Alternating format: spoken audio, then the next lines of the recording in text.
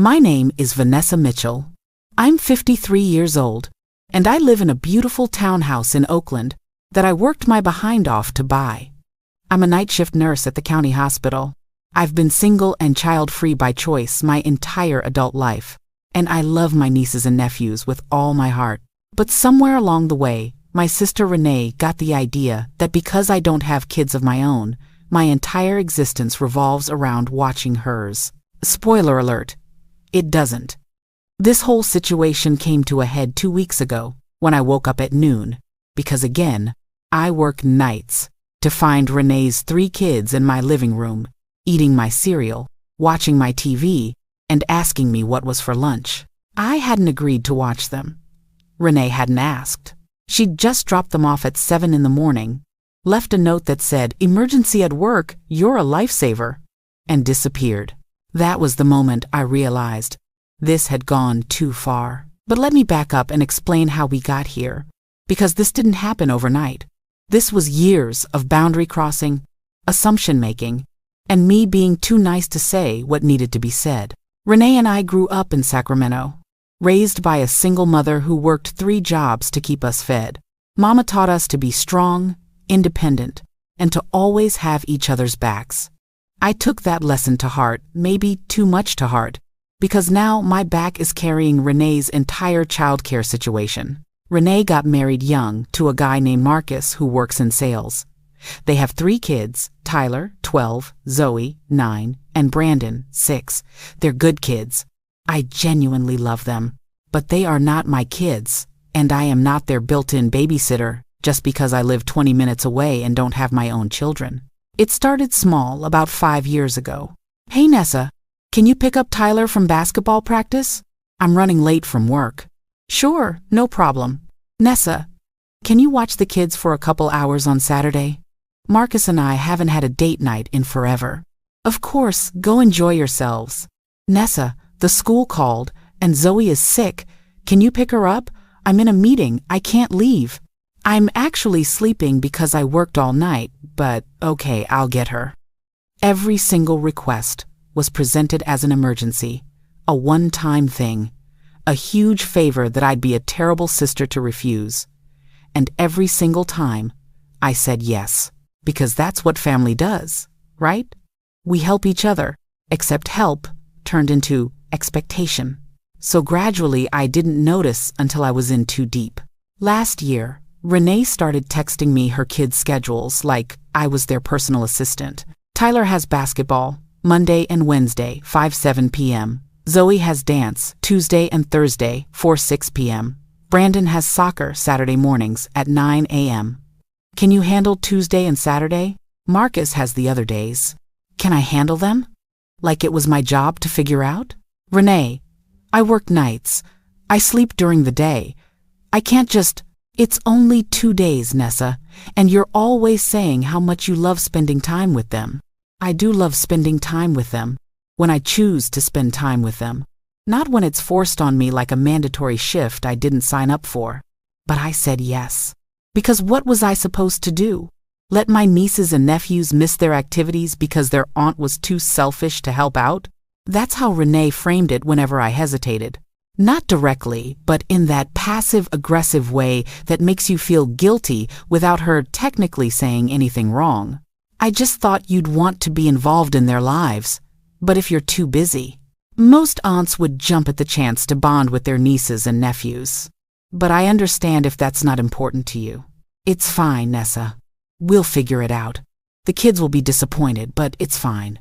So I kept saying yes, and the requests kept growing. Pickups turned into drop-offs. Drop-offs turned into, "Can you feed them dinner?" Dinner turned into, "Can they stay the night?" Overnight stays turned into entire weekends. By this year, I was providing childcare at least 3 days a week. 3 days a week on top of my 40-hour work week at the hospital. And I wasn't being paid, or even really thanked. It was just expected. The breaking point came 3 weeks ago at a family barbecue at Mama's house. I was exhausted.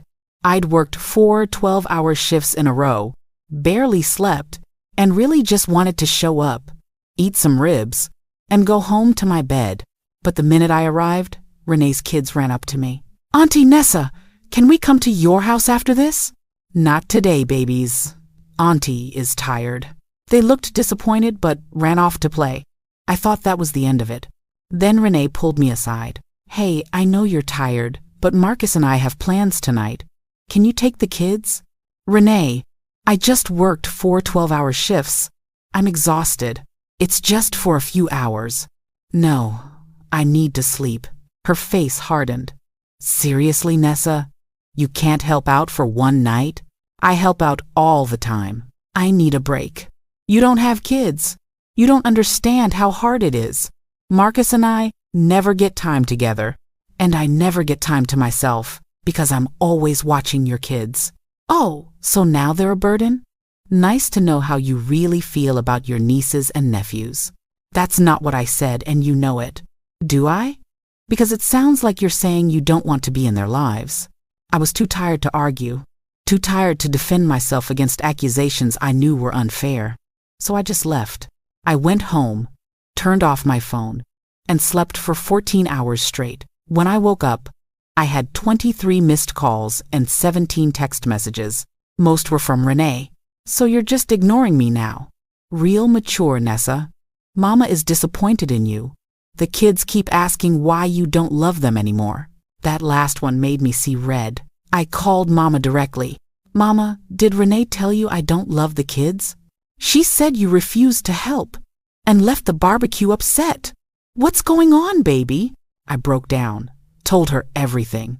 The constant requests, the guilt trips, the expectation that because I'm child-free, I have unlimited time and energy to be a backup parent. Mama was quiet for a long moment. Then she said, Baby, why didn't you say something sooner? Because I didn't want to seem selfish. Helping family isn't selfish. But letting family take advantage of you isn't helping. It's enabling. And it sounds like Renee has been enabled for a long time. So what do? You set boundaries, real ones, and you stick to them even when she makes you feel guilty, because that's what she's going to do. Mama was right. The next day, I sent Renee a text. We need to talk. Can you come over Sunday afternoon? She responded, If this is about the babysitting thing, you're overreacting. It's not overreacting. It's a conversation we should have had a long time ago. Sunday at 2 p.m. Sunday came. Renee showed up with an attitude. I can't believe you're making such a big deal out of this, she said before she even sat down. Sit down, Renee. She sat, arms crossed, face set in that expression I knew meant she was ready for battle. I took a deep breath. I love Tyler, Zoe, and Brandon. They're amazing kids, and I'm grateful to be their aunt. But I am not their babysitter. Nobody said you were their babysitter. Then why do I watch them 3 times a week? Why do I get their schedules texted to me like I'm responsible for managing their activities? Why do you drop them off without asking and leave notes calling it an emergency? Because you're family, and family helps each other. Help is when you ask and someone agrees. What you've been doing is assuming and then guilt-tripping me when I try to set boundaries. I don't guilt-trip you. Renee, you told the kids I don't love them because I said no one time. She had the decency to look uncomfortable. I didn't say that exactly. What did you say exactly? Silence. Here's what's going to change, I continued. If you need me to watch the kids, you ask at least 48 hours in advance. Not text me their schedule. Not drop them off with a note. You ask. And if I say no, you accept it without making me feel guilty. That's not reasonable, Nessa. What if there's an actual emergency? An actual emergency is a medical crisis or a death in the family. Your date night is not an emergency. You being bad at time management is not an emergency. You wanting free childcare is not an emergency. So you're just not going to help anymore? I didn't say that. I said I'm not going to be taken for granted anymore. There's a difference.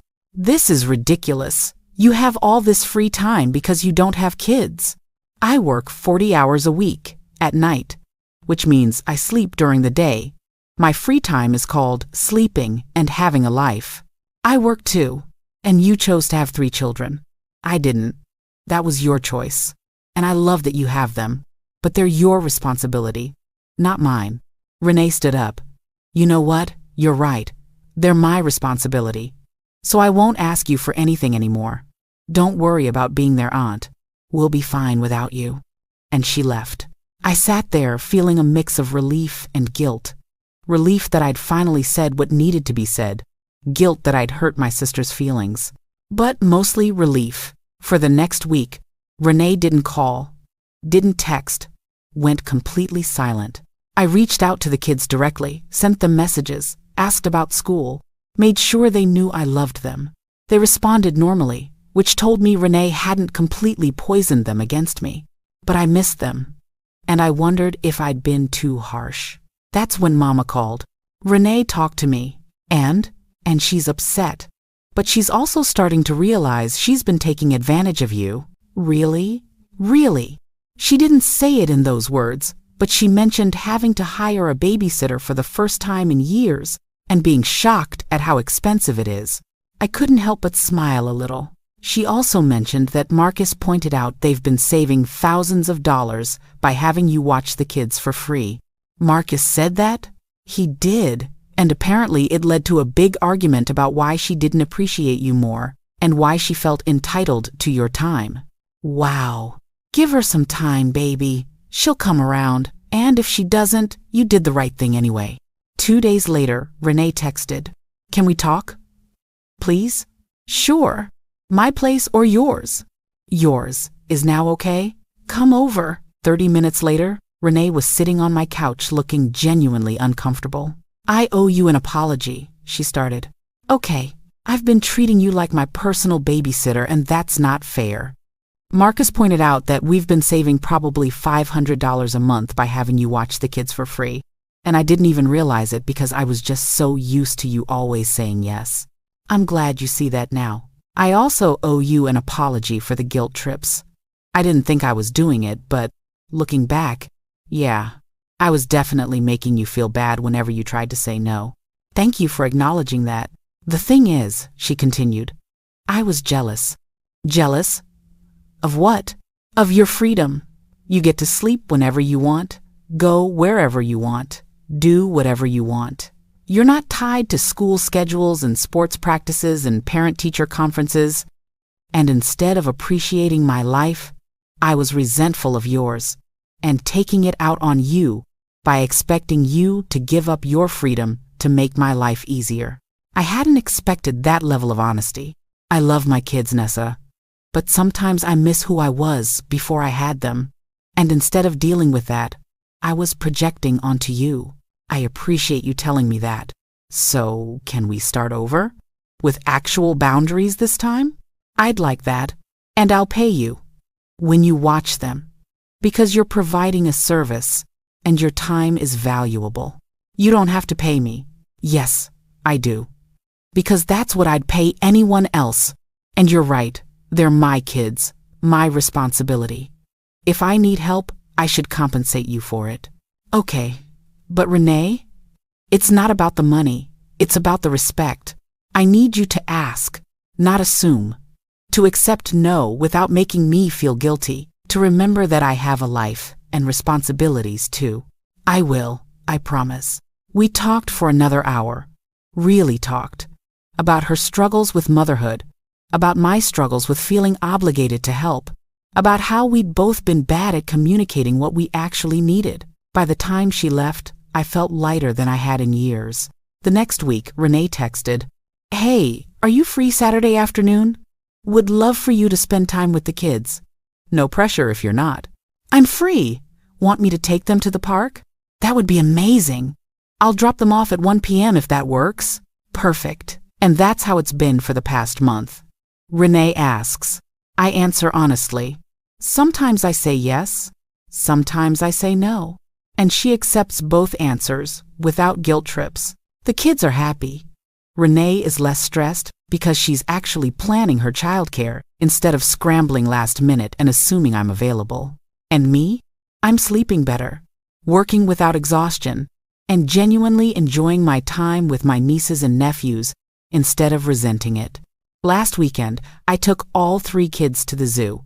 We had a blast. Tyler taught me about dinosaurs, his current obsession. Zoe showed me her new dance moves in front of the penguin exhibit. Brandon held my hand the entire time and told me I was his favorite aunt. I'm your only aunt, baby. That's why you're my favorite. As I was dropping them off, Zoe hugged me tight and whispered, Mama said sorry for being mean to you. I'm glad you're back. I never left, sweetie. I just needed Mama to remember that I'm your aunt, not your babysitter. What's the difference? An aunt loves you and spends time with you because she wants to. A babysitter gets paid to watch you whether she wants to or not. I'd much rather be your aunt. She smiled. Me too. That night, Renee called. Thank you for today. They had so much fun. So did I. Nessa? Yeah? I really am sorry. For everything. You deserved better from me. I know. And I forgive you. I'll do better. I know you will. And she has. We're not perfect. Sometimes she still forgets and assumes I'm available. But when I remind her to ask instead of assume, she course corrects without attitude. Last week, I actually said no to watching the kids on a Saturday because I'd made plans with friends. Renee said, no problem, have fun, and hired a babysitter. No guilt trip, no passive aggression, just acceptance. It was beautiful. Yesterday, Mama called me. I'm proud of you, baby. For what? For standing up for yourself. I know that wasn't easy, especially with family, but you did it with love and you stuck to your boundaries. That's real strength.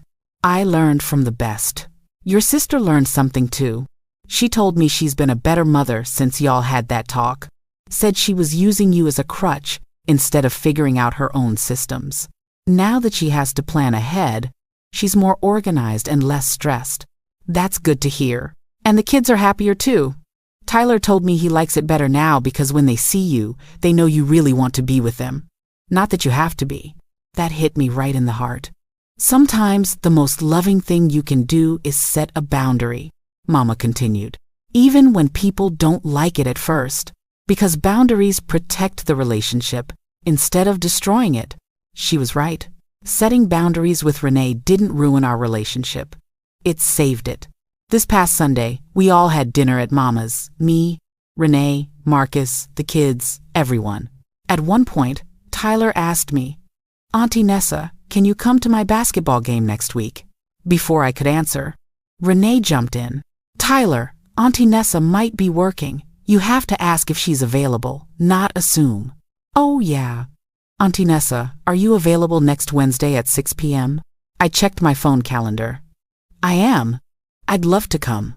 His face lit up. Yes, I'm going to score a basket just for you. I can't wait to see it. Renee caught my eye across the table and mouthed, thank you. I mouthed back, you're welcome, because that's what family does. We help each other. But help only works when there's respect, communication, and boundaries. My sister's kids don't think I'm their live-in babysitter anymore. They think I'm their aunt who loves them. And that's exactly what I am. Like this video if it touched something in you. Subscribe if you want to hear more stories about what it means to be human, to be family, and to choose love even when it's complicated. I'll see you next time.